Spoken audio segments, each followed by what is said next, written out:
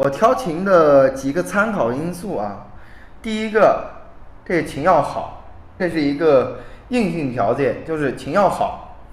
那什么样的琴才叫好呢？就是性价比高的琴。比如说挑来这个琴是吧？假设这个琴售1万，那首先我要愿意花1万块钱买这个琴，那我这个琴拿来以后呢，我才有底气说这个琴值这么多钱。首先就是要说服我自己愿意掏钱买，这是第一个，就是琴要好。琴好，什么叫琴好呢？就是我们说的这个性价比啊。